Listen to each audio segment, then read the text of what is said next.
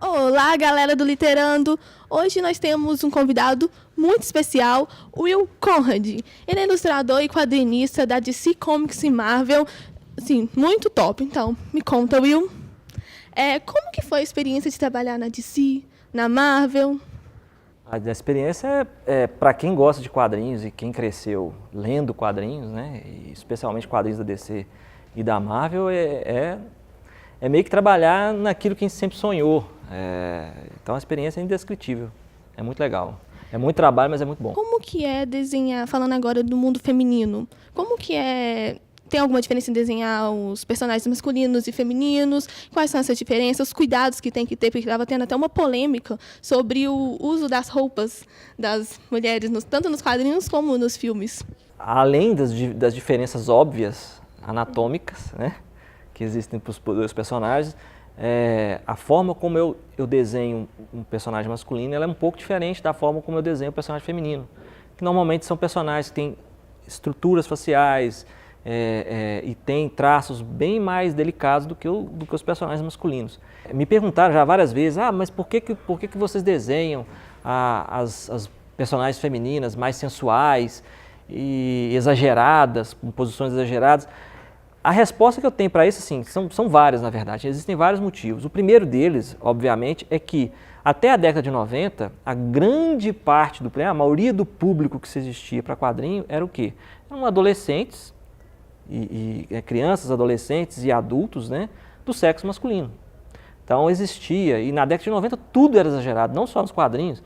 Um outro fator que influenciou para esse exagero foi a inovação tecnológica que teve na década de 90, que antes os quadrinhos eram coloridos com película, então havia uma limitação muito grande técnica para se colorir o quadrinho. E na década de 90 apareceu o advento do Photoshop, que as páginas começaram a ser coloridas, então você tinha filtros, e aí foi aquele exagero, e aí isso começou a basar para os uniformes, para a cor, então foi uma década assim, dos exageros. Você comentou dos X-Men, isso me fez lembrar das adaptações que foram feitas dos livros. Você ilustrou as capas e eu estou aqui com Guerra Civil e a morte do Capitão América. E quais outros que tem também, outros livros que tem adaptados? Eu tenho que ver se eu consigo lembrar todos. Tem o do Homem-Aranha, que é Entre Trovões, se não me engano. Tem o do Homem de Ferro, que chama Vírus. Tem o do Guardiões da Galáxia. Já tem esse do Capitão América, não está aí não, a morte do Capitão América já está? A morte do Capitão América, tem esse do X-Men, não sei se é o que está ali. Eu estou fazendo agora um que vai ser legal demais, que é o da Arma X, que é o do Wolverine. Tem um do Homem-Formiga, tem um do Deadpool. Se não me engano, eu estou fazendo a 10ª capa agora, então já são 10 livros. E tem alguma diferença entre os quadrinhos, os livros? E quais são essas diferenças? Olha, existe muita diferença, porque a linguagem que se usa para escrever quadrinhos é diferente da linguagem que se usa para escrever o livro, que é diferente da linguagem que se usa para escrever roteiro de cinema.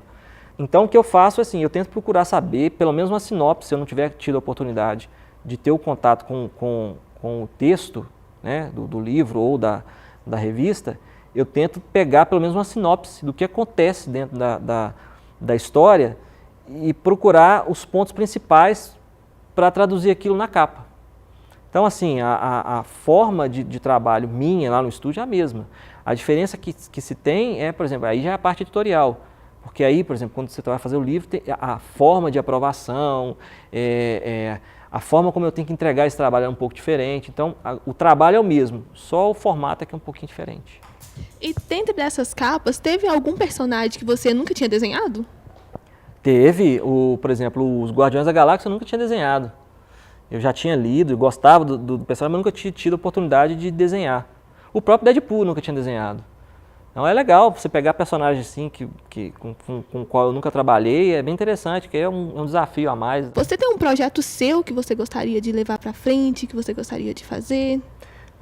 Tem um projeto meu, eu não posso divulgar ainda, porque está em fase de negociação, mas eu tenho na veia essa vontade de contar minha história, de ter coisas que eu quero colocar nos quadrinhos que muitas vezes a gente não tem oportunidade de colocar quando você está trabalhando para uma editora grande, trabalhando com personagens que né, não são meus. É bem legal, mas eu tenho as minhas histórias que eu quero contar. E ele trouxe aqui, gente, um sketchbook. Você pode falar um pouquinho pra gente sobre esse projeto? Posso. Esse projeto ele foi feito pela Criativo. Já tinham vários anos que o pessoal vinha me cobrando, que eu nunca tinha... não é que eu sou desorganizado, é porque nunca sobra tempo. Eu tenho uma coleção muito grande de trabalhos, mas eu nunca consegui organizar isso para expor. E o pessoal sempre cobra, você não vai lançar um sketchbook, lança um sketchbook e tal. E aí o pessoal da Criativo veio e falou, olha, vamos organizar, fazer um sketchbook. Na verdade, isso é mais um artbook, porque ele é muito mais completo que um sketchbook. E aí nós fizemos um apanhado de várias ilustrações, várias artes, publicadas, não publicadas, algumas coisas que só tem na minha gaveta. E aí ele é todo comentado, inclusive ele é bilíngue, que foi lançado lá também, nos Estados Unidos, então é bem legal. Então, muito obrigada pela sua presença, Will. Eu agradeço.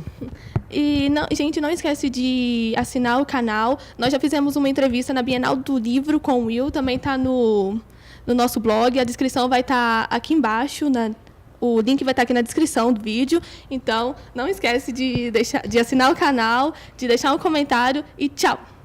Tchau!